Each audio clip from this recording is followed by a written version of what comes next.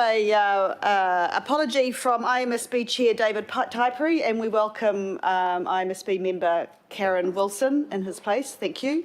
Do we have any other apologies, Sandra? No, we don't. No other apologies? Any other apologies from anybody else that they know of? Right, no, thank you. I'll move those apologies be received. Do I have a seconder? Thank you, Shane. All those in favour say aye. Against, carried. Declarations of interest. Does anyone have a declaration they want to table? Right, no. Confirmation of minutes. I would like to move the confirmation of our minutes from our 19th of March, both open and confidential. Do I have a seconder? Thank you, Councillor Cooper. All those in favour say aye. Aye. Against, carried. I have no petitions. I have no public input. I have no local board input. I have no extraordinary item.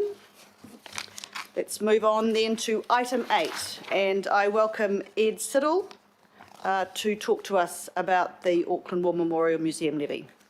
And Alistair, thank you. Welcome to you both.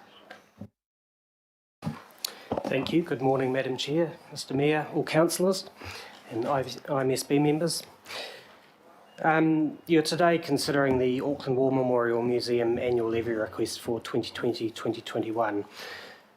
The key recommendation in this report is that Council should approve the Museum's levy for this year of $32.292 million.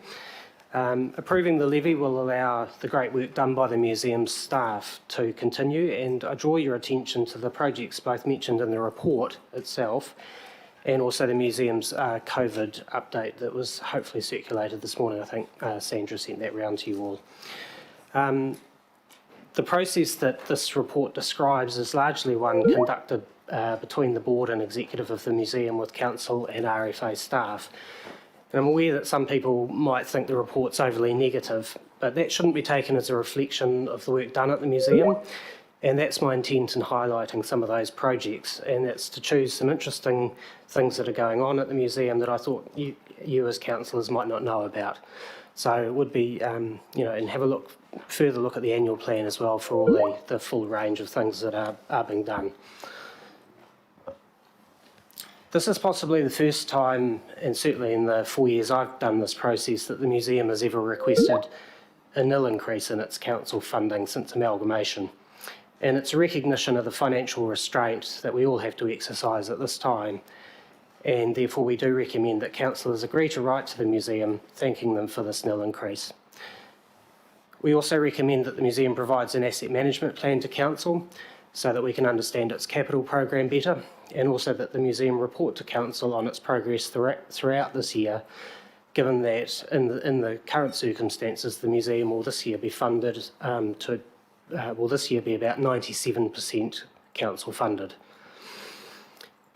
We also suggest that the council requests the museum exercises restraint in future years, given its earned income will be recovering, and an acknowledgement of council's financial position post-COVID.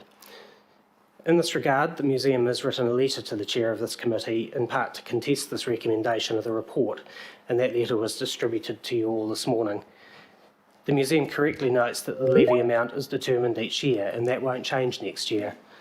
However, just as the museum notifies its intended levy increases years ahead, my advice to you would be that that shouldn't stop council from also indicating its forward preferences to the museum. However, as a softening of this recommendation, we could amend it slightly such that the council requests that the museum's board considers nil levy increases in the next 2 years. We also think that the relationship between the museum and council could be better, as is suggested in the letter, but we would suggest that you seek advice from staff about actions which can build over time true accountability in a genuine two-way relationship between the organisations.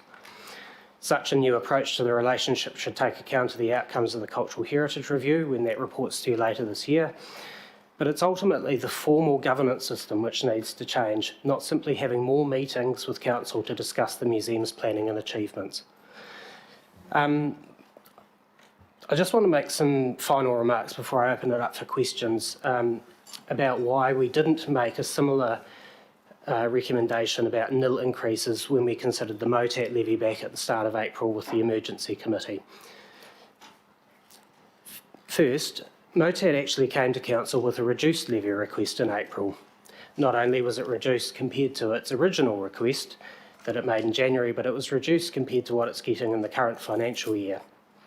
One reason MOTAC could reduce its request was because it was deferring capital work, which the museum hasn't elected to do.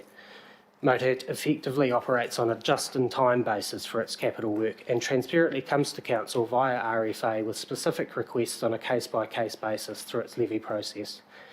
On occasion, these have actually been knocked back by RFA, and MOTAC's accepted those recommendations.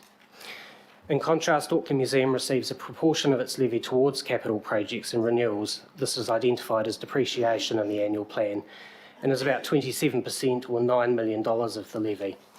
This funding can be accumulated by the museum into its asset replacement reserve, and the museum has the freedom to spend this where it wants.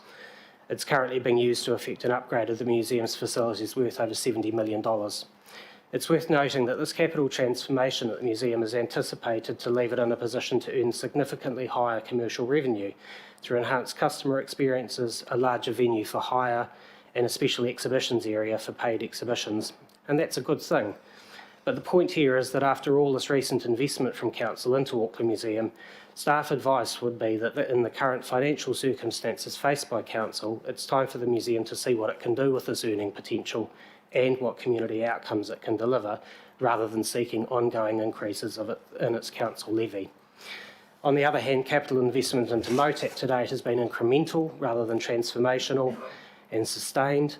It has long-standing building issues, and we consider that these should be considered on a case-by-case basis each year, including the potential for small increases where justified. In short, MOTAC has not had nearly the same investment as the museum and does not have the same earning potential. Therefore, the two levy situations are not the same and shouldn't be treated in the same way. That's all I had to say, so happy to take questions. Thank you, Ed. Alistair, do you have anything to add? No. Questions? I have Councillor Walker. Sure. My apologies for getting in just a fraction late. Is there anyone from the museum here? I believe so, yes. Right, that's marvellous. Thank you very much.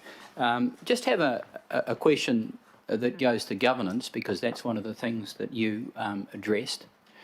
Do you think it's desirable for us to have a more direct relationship with the museum, rather than the circumstance where often we have RFA reporting to us about the museum or the like? And I know, in respect of conversations that I've had with the museum, they've been keen to have such a relationship. I think that question's one that we should deal with through the Cultural Heritage Review and probably through a workshop, but I have to say I'm really comfortable with the role that RFA plays in the current process.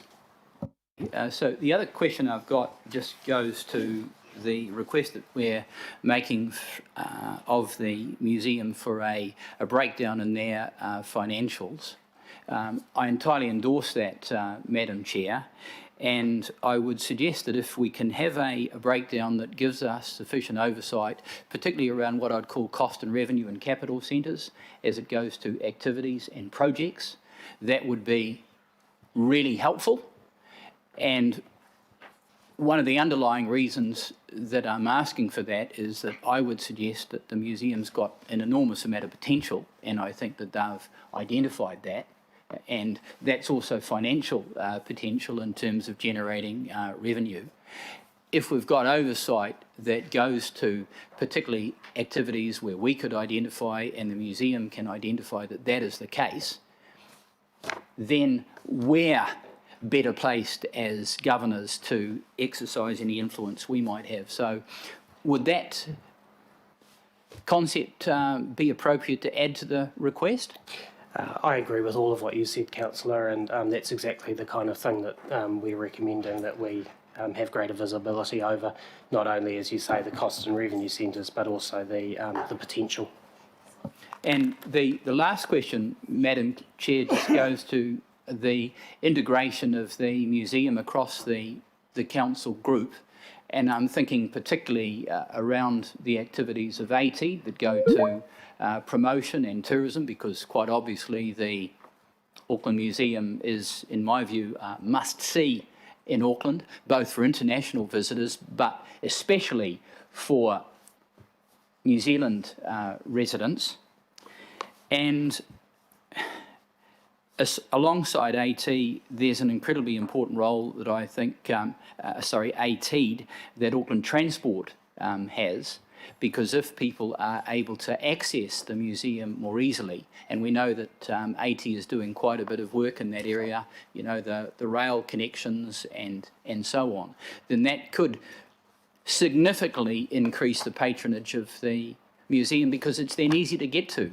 So my concern is that as much and all as we have reporting around the museum, we also need to take an integrated approach that involves some commentary on the part of AT, and conceivably other parts of council that can significantly enhance the performance of the museum.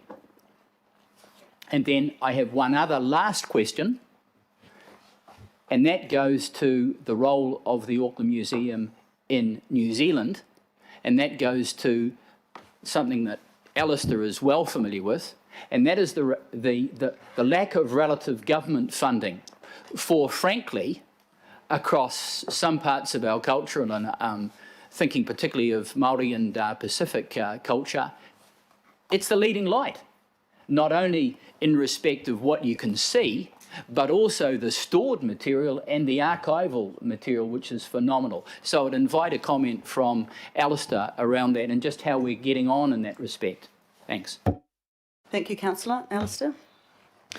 Look, I think we have this discussion every year when we rock up with this. This really is a political issue that needs to be addressed with central government. As you know, we are in an exceptional financial year about to come up. But as Ed said, we will be 97% funder of what is a national institution. And I don't think that is right, given it has a national role. However, that's not something that staff can deal with directly with central government. That's something that politically I think needs to be raised directly with the government. So my question for you, Madam Chair, is when are we dealing with that? Perhaps, if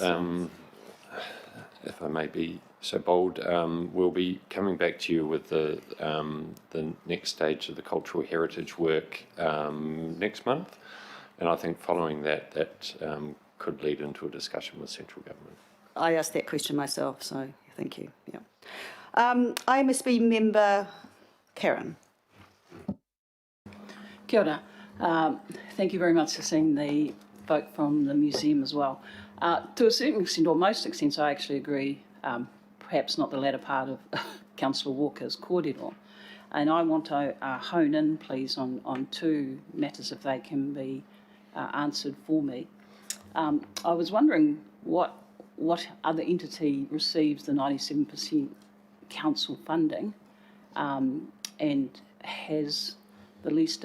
I understand the legislative requirements, but I'm wanting to know, please, how many other entities receive 97% council funding and we still don't get oversight of what that's being spent on? That's my first question. My second question relates to a comment that was made in leading light in terms of culture, specifically Māori. So my question is focused on that area, and I'm looking at those resolutions there and wondering if that's intended to be covered. So in terms of that, there's a section in your 5-year plan that talks to Māori outcomes framework, but it doesn't actually talk to what that actually means.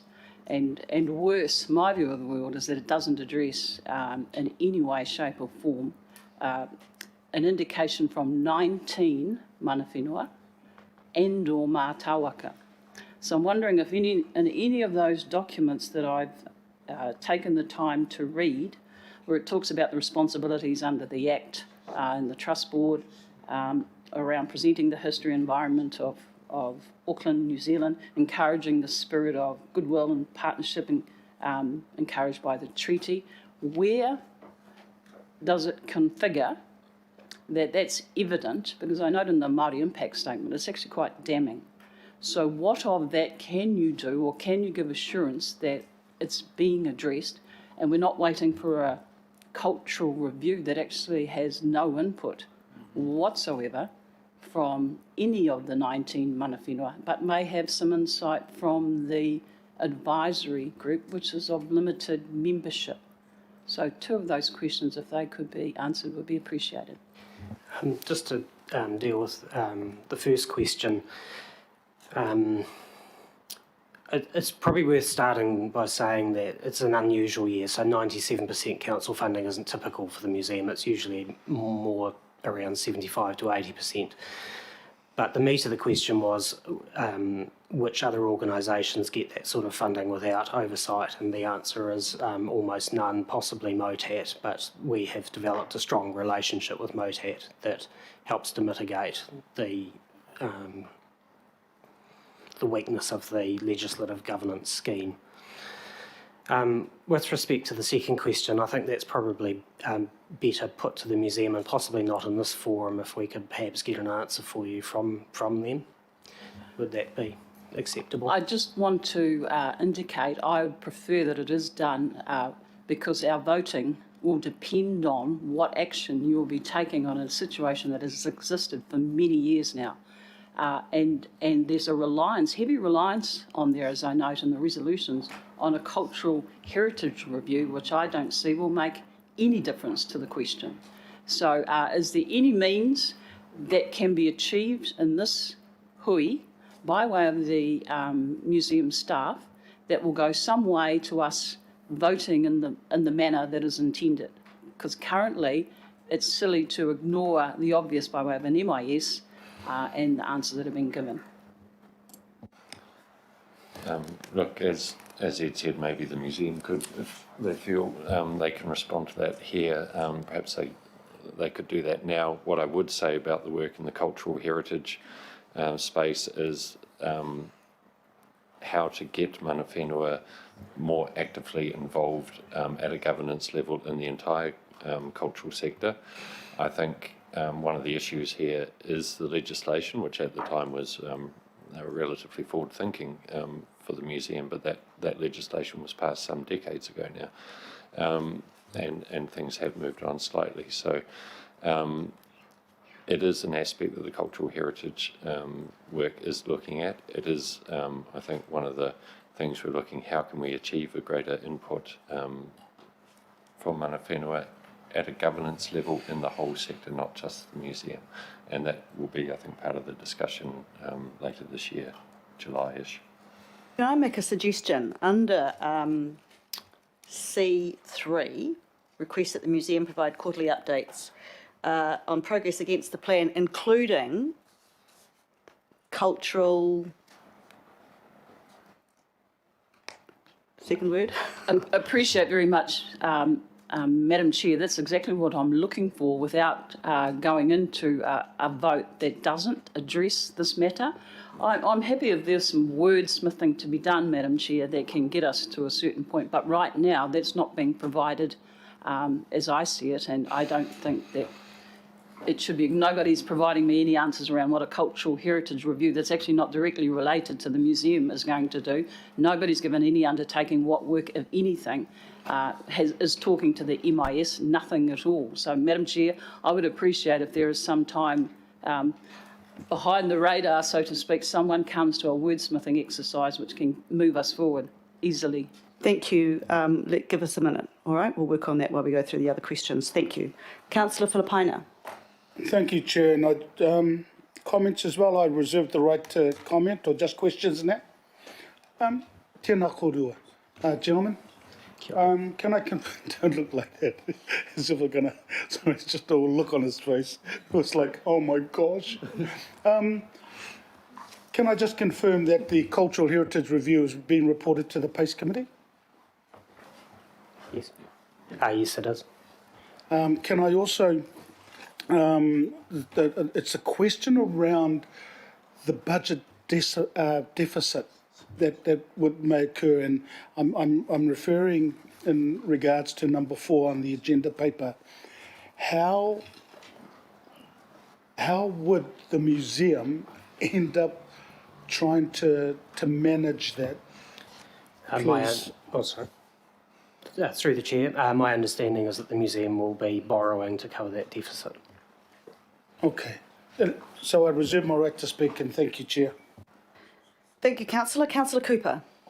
It was just actually probably a question of did you know, in response to Councillor Walker's comments about AT working with about the public transport, and just did people know that the Domain Committee, now under your chairmanship, and Councillor Coombe and I have been working for the last 6 years to help improve the public transport, more walking and cycling, and basically freeing up that whole part for better access for visitors. That's just, oh, you know that, okay. Just wonder why you Correct, said and it. we now have a bus there as well. Yeah.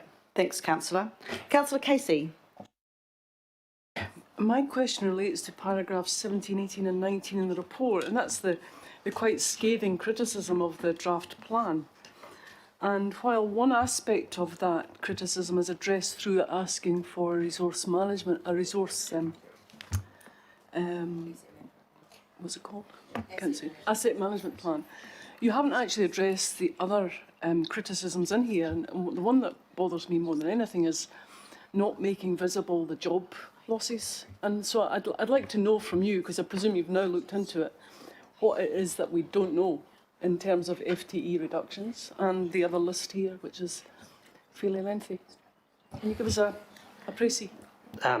Look, I think I'm reluctant to go there, Councillor. That's an operational matter for the museum, and I really don't think I should be commenting on those issues. And I think if I could just add to that, similarly to how budget decisions here at council may have impacts on staff, which we do not know yet.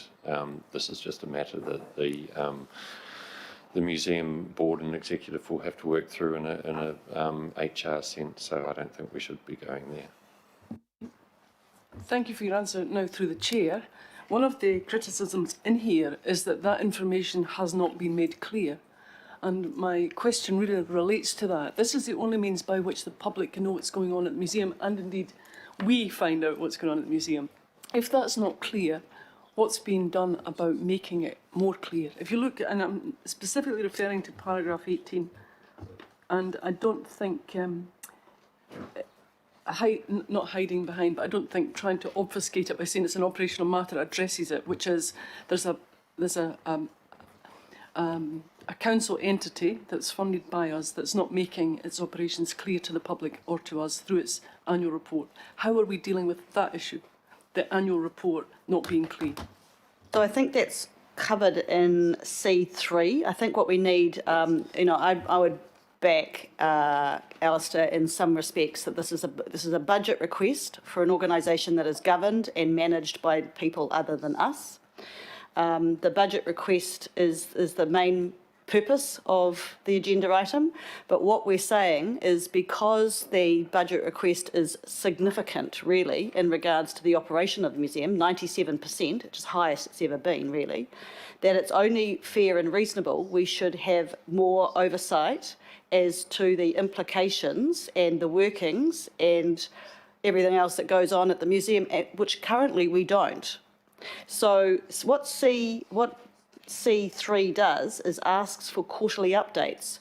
And just as we have got, budget cuts internally within our parent in certain departments, we don't as yet know how that will flow through to specific staff.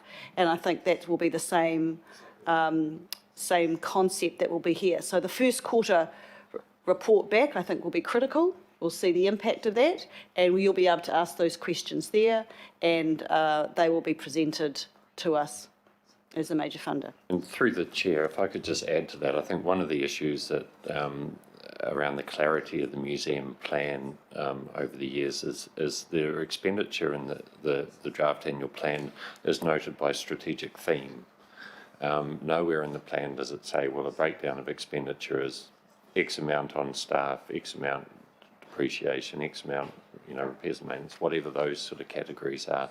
And it's part of just getting that clarity around where those expenditure categories are, rather than just by strategic theme, is one of the things that we're asking for. Final rejoinder then, do you think that C does it?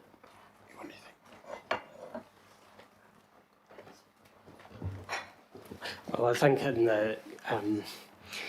we're at the point in the process where I suppose we could seek some amendments to the plan, but we do need to get to a point where we approve the plan and the levy request so that we can ensure the museum is funded for 2020-2021.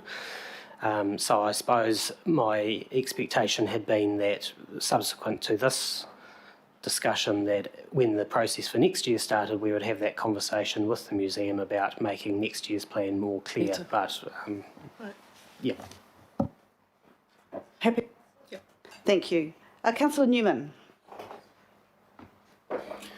Good morning, Alistair and Ed. Thank you for your report. A couple of questions from me, just to clarify. So, in Resolution E in red, just to clarify, the Cultural Heritage Review, is this a review being led by RFA? No, that's a review that our team has been leading, and you'll recall that a year ago or so we had the Stafford report from the consultants, and it was the next phase of that and some discussions on that. And so our plan is to first do a workshop with councillors leading into a formal report later in the year. Okay, so the timing for that I think is in August, isn't it? It's August is when you're working to report this back? Yeah, I think it's around that. We haven't set it down exactly. Okay, look, can I just ask, it's a little bit off topic, but I do think it's relevant to this. So we had the Stafford report, which was reported in 2018. Now we've got the Cultural Heritage Review. Do you have an approximate cost as to how much this whole exercise has run to date? Because to me, this seems to bubble away and it's fermenting away like a fine wine, but I'm not quite sure at the end of it what is the bill for this, because it hasn't landed for me yet. So could you just give me some advice on that? We've not spent another cent on this since the Stafford report. It has been entirely led out of council staff. I guess one of the issues why it is bubbling around is that council staff is Ed and he's doing a million other things. Which is why, it does take time and we have other things to focus on. So my apologies for the time, but we have not spent any more money on it. I might have shouted some scones for some of the members of the institutions when we hosted a meeting, but that would be about it. That's very kind of you, but I'm just wanting to understand then. So if we complete the review, which is based on the robust empirical evidence to inform strategy and decision making, but we are still largely regulated by the statutory framework that applies, isn't it? I mean, we can have the review, we can come up with the best solution forward, but if the solution involves some statutory changes, that's a little bit beyond it's a lot beyond the scope of what we can do. So what do you anticipate would be the next step? Is this review going to lead to something which is going to then inform advocacy to central government? Because that kind of feels where we're heading towards. And if that's the situation, then we just look like we are so far down the priority queue, given all the other things that we need from central government. Look, we'll have a more detailed discussion about this in the workshop, but some of the institutions may be willing to move voluntarily. Ultimately, legislative change may be required, but there may be some intermediary steps that we can take before we get there. But I think that's a discussion best had in a workshop. Thank you. We're trying to get the financial contribution to the museum done first. Thank you. IMSB member Blair, are you on Skype? Can you hear me? Can you hear me, Chair? Yes, can. Thank you. Morena. Morena. Just to the staff, thank you for the presentation and agree with the oversight of the museum and funding. Just with regards to the Cultural Heritage Review, the museum has a legislated taumata aiwi for the museum. Are you expecting them to have a involvement in the Cultural Heritage Review? To date, the involvement of the museum has been led out of the museum's executive team and not the taumata iwi. Well, considering that it is to do with culture and their role as governance within the operations or governance of the museum and the trusteeship and guardianship of the museum, wouldn't you expect them to have a role within this review? I certainly would. That was the choice of membership on the project was the museum's choice. I think if we were to have any specific changes in future to how the museum was governed, then a conversation with the taumata would be absolutely essential. I agree with that. And if I could just add to that, we asked each of the institutions to participate in this, the discussions they had internally between their executive, their board, and their taumata aoiwi. We left that to them. Okay, thank you for your clarification. Thank you, Member Blair. Councillor Watson. Thank you, Madam Chair. I mean, just really a question of you, really. I think the comment was made by one of the officers that some of the people from the museum are available to respond to a couple of these questions that have been raised and haven't been really answered very clearly. So I think if there is that willingness, then it would be very useful to hear from the people themselves, because as it stands, there's a number of issues being commented on, and I think it would be helped if the museum representatives perhaps clarified them or in that overall process. I realise it's a budget request, but it is often the case where a member group are here and they can help clarify for the meeting a number of these issues that have been raised. So in response, Councillor, I was trying to be fair, as we have done with all the groups that have had a financial request, and allowed them, I mean, every other museum and every other group is allowed to listen to the discussion, but I just didn't want to give them an unfair advantage. But I think the key is they are listening, and what's actually happening here is twofold. One, we are dealing with the financial decision with regards to funding the museum, and the second one, I think they're hearing very clearly that there needs to be a greater level of communication and engagement with council. So they are hearing the issues, and I think the next step will be vital in that, and that's one of the resolutions that backs that up. So I'm assuming at that point then the museum is going to be given an opportunity to talk to us, because it's a little one-sided conversation, given we're going outside the strict budget regime that's on the agenda here. So if that opportunity is going to be afforded to them at a future point, then It'll be one of the quarterly reports. Yeah, then that'll be useful. Otherwise, Absolutely. when you start going into other areas, then that's strictly outside of that regime that's been established previously as well. Couldn't agree with you more. Thank you. Councillor Bartley. Thank you, Madam Chair, and apologies for lateness. We had a planning committee pre-agenda run through. So I apologise if these questions or comments have already been discussed, but I wanted to ask, in terms of C, does that address the accountability concerns or issues that you raised in your report? Given the legislative scheme that we have to work within, it's the best we can do. So then, is there any point, or what is the point of C then, of E? If E is about making the relationship more accountable, but it is already addressed in C, then that makes E redundant. And I raise this because I'm uncomfortable with E. It's the implication of E that there isn't already an accountable relationship there. There is that. It's just that the mechanisms or the administrative measures that we have in place aren't actually working. They're not. There's not enough of it. It's not through any fault of anybody else or the museum. It's the framework that's already there. So perhaps we keep this to about addressing that particular failing in the framework rather than about the relationship. Because I've found the museum to be more than open and trying to get me involved in everything they do, and I can't get to everything that they do. So I'm mindful of the relationship here, and I don't like the implications of E. Thank you. Councillor, the report that I wrote described the fact that I think there's quite a difference in view of the way that the legislative scheme works between ourselves and the museum. When we talk about accountability, we are, as staff, thinking about a relationship where council's views can genuinely influence a process, And from the museum's perspective, it is about openness, and I wouldn't at all contest that they are very open about what their activities are.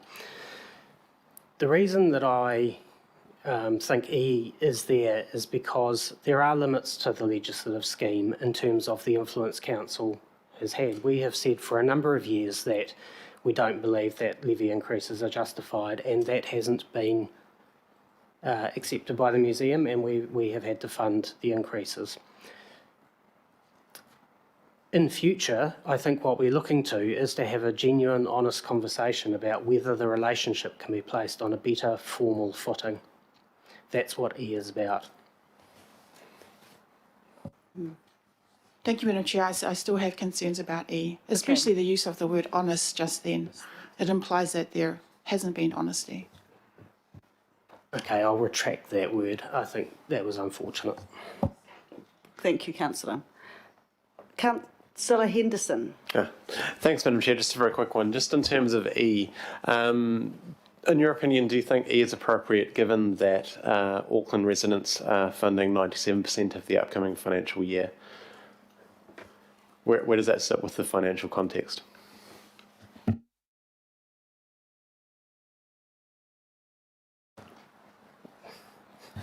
Sorry, we're fighting over this one. Look, I think as Ed said before, 97% is an exceptional circumstance, but even at 75 or 80% funding, it's $30-odd million.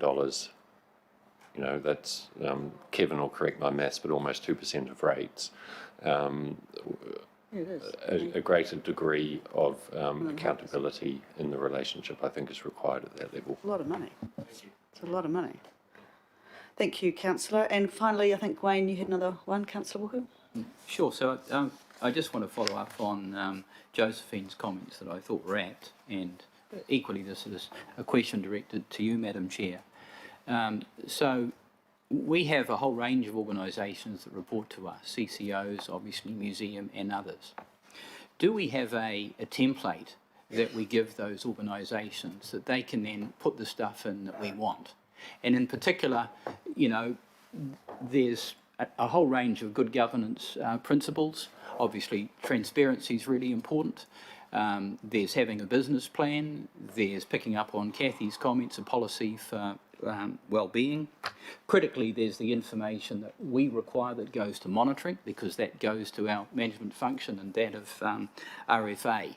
So do we have a template that we apply across our organisations and conceivably across ourselves that we could have? And then we would also be able to benchmark one organisation against another, and equally be able to benchmark organisations such as museums and others internationally across other museums and so on. Would that not be something that would be a good idea, and could we do that, Alistair? Look, we've got a standard template for quarterly reporting across the CCOs, and I think a similar template is used across the council directorates. I'm looking at Kevin, he's not shaking his head, so yeah. So we could use that. If we'll probably need to look at it to see, well, what are the key aspects that we need to, or we would like the museum to report against. I think a key aspect is also the asset management plan, which will allow us to understand their future plans in terms of maintaining and developing the building up there. I think that's important, given, you know, it is a very prominent historic building in Auckland. So look, I think we can do that. Benchmarking always gets pretty difficult when you're comparing fundamentally different organisations and operations, but I think there's some key information that we can get from a standard template. Can I just... Madam Chair, might we pick up on that in terms of something that we might have reporting to us, because some of us as councillors might have some concerns around stuff that we're not monitoring adequately and managing. So I've just had a chat to the Acting Chief of Finance, and we think we can extend the budget book to include things like that. So thank you for that. Thank you. Right, now open for comments, and I had one from Councillor Filipaina. Thank you, Chair. Look, I just wanted to firstly say I'll be supporting the recommendations. Secondly, Just want to acknowledge the Auckland Museum, especially in light of the program that they have put in place under 16. So congratulations to them in regards to this. And Chair, my last comment is just to acknowledge the role that Regional Facilities Auckland RFA played in regards to this, as outlined in the reports, but also in regards to the attachment. So, look, I really look forward to the Cultural Heritage Review, because obviously with the comments and, well, the questions around that, that's going to be something that both Kathy and I are looking forward to. So, look, Chair, I definitely support the recommendation. Thank you. Thank you. And I'm sorry, Councillor Fletcher, you went on my list. You've got a question. Look, I'm going to move the recommendations just to table them. Do I have a seconder? Thank you, Councillor. And we'll come back, Member Wilson, let's deal with yours as we answer the comments. Councillor Fletcher. Thank you. I have a couple of questions for Alistair and Edward. Following on from the questions of Councillor Bartley, it is rather frustrating because this is the Finance Committee, and yes, the Cultural Sector Review is going to come to the PACE Committee, but can you confirm that for the last 9 years, every time that we discuss this, we talk about the legislative problems that we have, the statutory framework that we're working under, and yet we've made no concerted effort to make any change there whatsoever? I guess the cultural heritage work is that effort, and the phase of work that has gone on since the Stafford report is trying to get some of the agreement across the institutions involved, what change would be possible in that legislation. Like I said before, we'll come back to you on that. Unfortunately, I don't have a magic wand and I can't wave away the legislation, but it will require political effort once we get to a point with this review, likewise with the national funding discussion. Madam Chair, forgive me if I sound impatient, and it is in no way intended to be disrespectful to officers, but this council on amalgamation has had the opportunity to really try and shape and influence the spend across the region, which is enormous in the whole cultural and arts sector. And I think that the officials who are here today probably well understand that.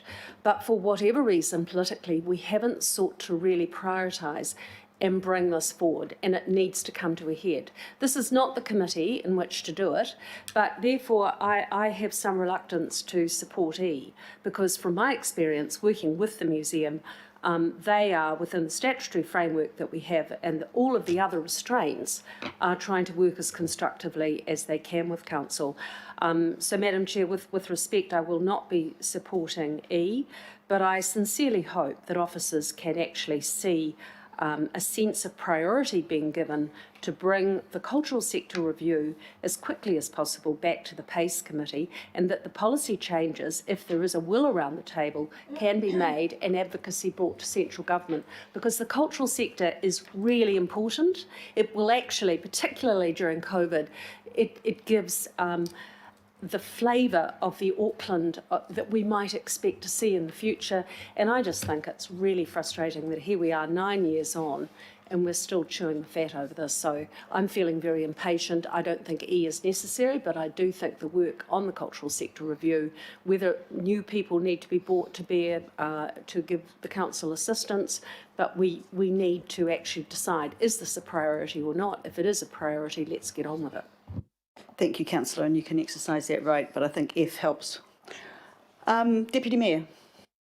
Thanks, Madam Chair, and thank you to the staff for the report and for the additions. I think they actually add some clarity. We have a relationship with the Auckland War Memorial Museum that needs to grow a bit more. They have a big capital program in front of them, and it's exciting. It's a great asset build, but it's cash funded by the levy. And we need to look around that. Is that standard practice for any other organisations that we work under? So we need to actually understand all those mechanisms that are around that.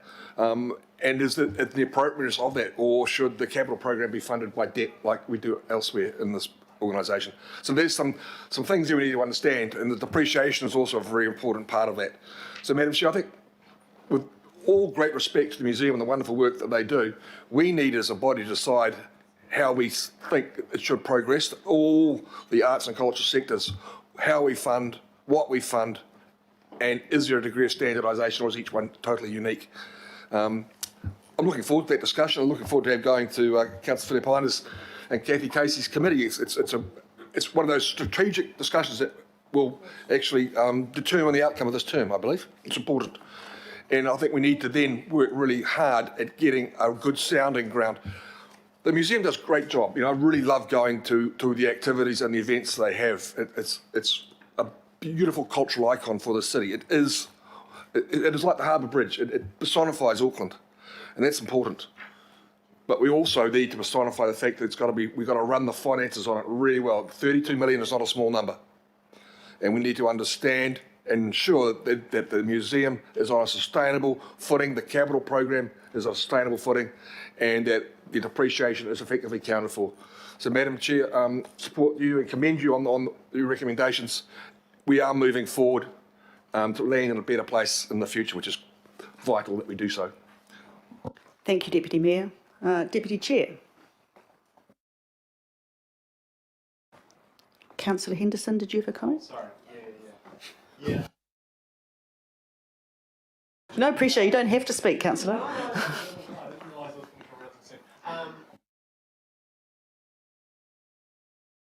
Please use your microphone.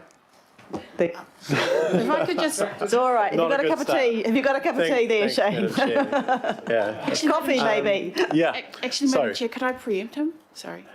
Because do you have a suggestion for E? already Because put I do. one up, yeah. Okay, cool. Yeah. And I'm pretty sure you're going to support it. All right, then I'll support what Joe says. Look, Okay, hold on. Can we just? Yeah. Okay, why don't you talk to the item and just give us 5 minutes, 2 seconds to get it up. All right. Okay. Thank Okay. you. Yeah. I was going to say, look, I support the recommendations, and I do support E, but I think we can soften it a little bit to basically say, look, here are some options, and I support Joe's. Joe's got a brilliant suggestion, I'm sure. Basically, because look, from my perspective, it seems like both sides want to build the relationship further and actually have better communication and dialogue and all the rest of it. So let's facilitate that. And yeah, so look, I support it. Thanks. Thank you. Any other comments? Councillor Walker, you had a small comment. Make a quick comment, and really that goes to the question that I made around the necessity of a template that runs across the group and organisations like this. Mm-hmm. And it's not just financials, Madam Chair. I mean, if we look at the museum, we look at the cultural contribution that the museum makes to Auckland. We look at the fantastic work that Auckland Museum has done around sustainability, and I could talk about that for a while.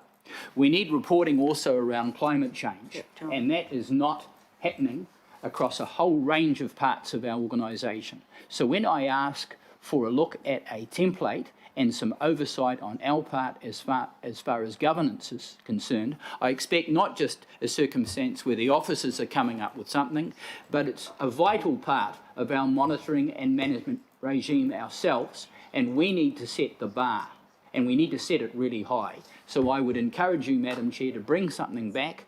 I think the Finance Committee is an appropriate place to take it, because a good bulk of the information will be financial, but there also will be other parts, particularly around climate change and cultural, that also go to that template. Thank you, Madam Chair. Thank you, Councillor, and I'm sure that makes you support strongly the new E. Thank you.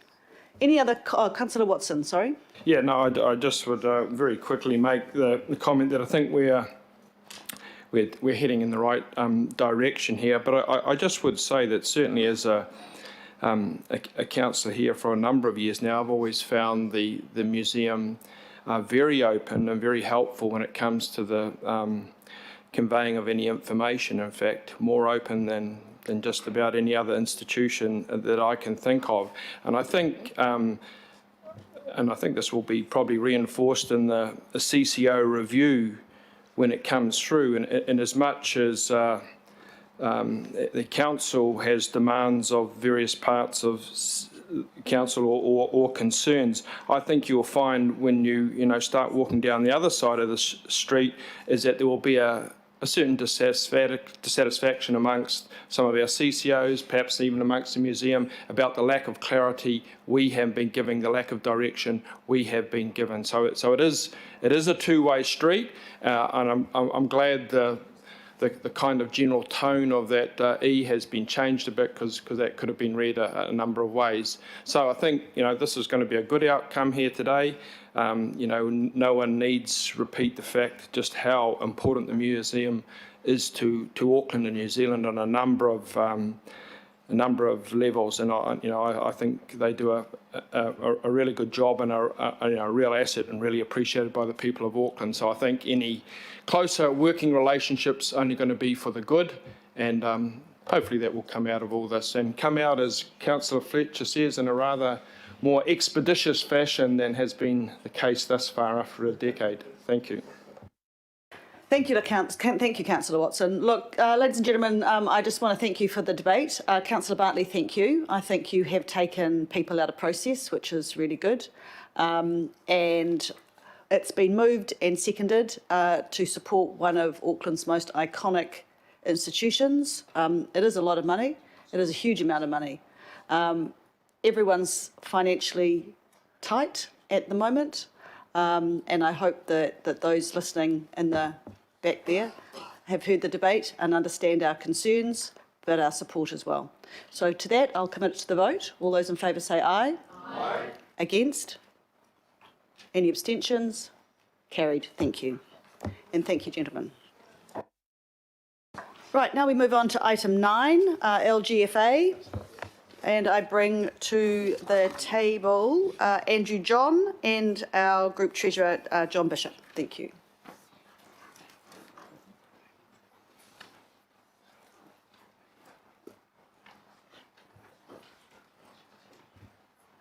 Welcome, gentlemen. Thank you. Yeah. Thank you, Chair. I'll just introduce the item briefly. This paper is mainly a procedural, relating to procedural matters for the LGFA. As you might recall, the LGFA was set up in 2011 to borrow on behalf of the sector. Auckland Council has borrowed about 2.7 billion through the LGFA. We are a borrower, guarantor, and shareholder of LGFA with 8.3% shareholding. What we are requesting today is that the LGFA is looking to make amendments to its borrowing documents. This is mainly to reflect decisions that were made in previous AGMs. This requires the documents to be signed by 2 elected members, and we are requesting that you delegate the chair and the deputy chair to sign those documents on council's behalf. The LGFA is also looking to make changes to its foundation policy, mainly its debt to revenue ratio. The main reason for this is due to the financial implications of COVID. They want to give local authorities greater flexibility in managing their financials. The proposed increase is that they increase the ratio from 250 to 300 and then bring it back down to 280 over a 6-year period. Note that this ratio is not the same as the debt to revenue ratio council uses. It's calculated differently. That's a very key point. Yeah, that's correct. Just on that, they have also had discussions with their rating agencies, that's LGFA's rating agencies, Fitch and Standard & Poor's on on this particular issue, and the feedback has been positive. The final point I'll raise is that as a shareholder, we are looking to get delegations from the committee to the chair and the group CFO to exercise their council's rights as a shareholder at shareholders' meetings and related decisions so that they can be executed. I'll leave it at that unless John has anything to say. Yeah, thank you, Andrew. Look, just to add one point on this debt to revenue, because as Andrew pointed out, it is a different calculation. So, through the consultation document, we talk about our S&P debt to revenue ratio potentially going to 290%. Under the LGFA calculation, it would see our LGFA debt to revenue ratio go to about 220%. So well within these boundaries. But it doesn't mean we can borrow more money. We still have that S&P ratio where at 290% we are pushing the boundary. So while this is helpful from an LGFA covenant point of view, it doesn't mean we can go out and borrow more money. Thank you, gentlemen. I think that's very clear. So they're two different things, and please try and not get them confused. Any questions? Councillor Cooper. So just to kind of make it very simple, it just provides flexibility to manage that infrastructure flow. Just looking at the report, there was just one kind of advantage that I could see. Are there any other advantages other than providing flexibility for the fund? Is that more? What advantage is there to Auckland Council, I guess, is the question. Through you, Chair, you talked specifically about the increase in the debt to revenue ratio. Look, it does help some other councils, some other growth councils. Councils like Tauranga would be a good example of that, where they are coming up against that 250% limit.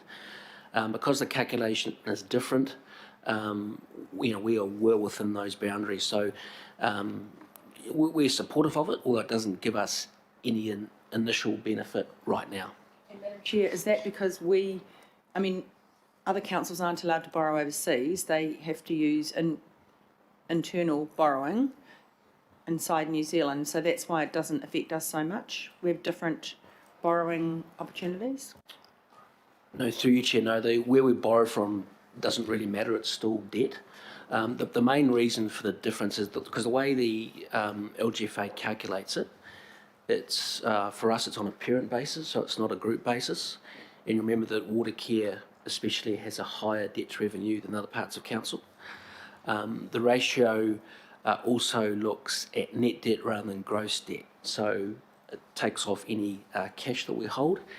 And also the LGFA ratio doesn't take into account other debt-like features such as finance leases, which S&P add back in there. So that's why we get a much lower debt figure in this debt revenue calculation.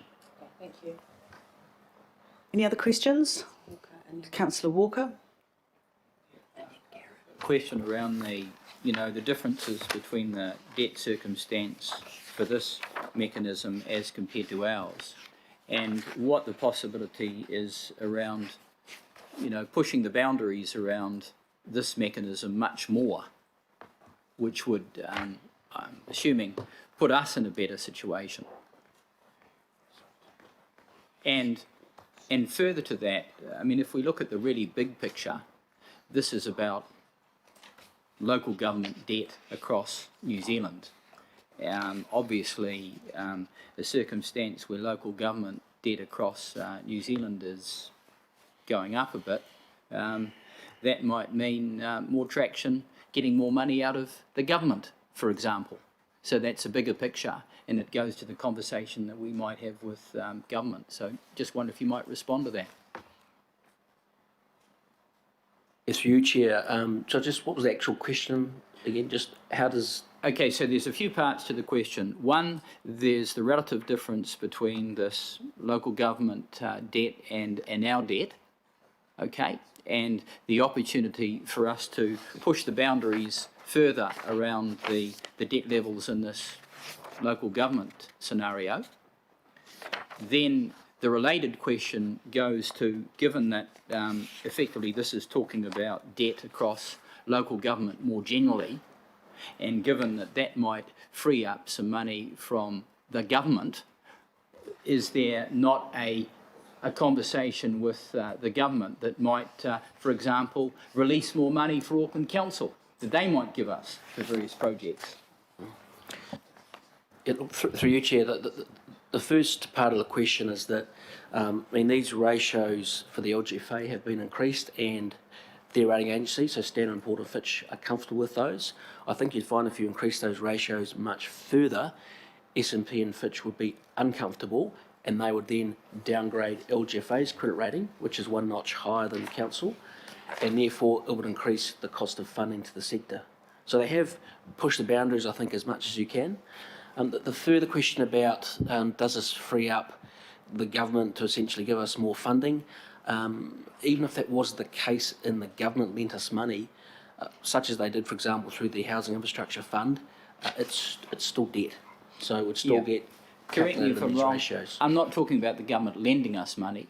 I'm talking about the government giving us money. That's a whole new ball game. Yeah. This paper, unfortunately, doesn't deal with that at all. Any other questions? Any other comments? Would I like to move the recommendations? Do I have a seconder? Second. Thank you, Deputy Mayor. All those in favour say aye. Aye. Against? Abstain? Carried. Thank you. Move it, Councillor? Yes, please. And Councillor Casey can second. Has anyone got any questions? Bearing in mind we do have Paul here, but we did debate this only last week. So has anyone got any questions? All your questions have been answered. Thank you. So with no questions, any comments? Well, then I'll put it to the vote. It's been moved by Councillor Filipaina, seconded by Councillor Casey. All those in favour say aye. Aye. Against? Abstain? Carried. Thank you. Item 11.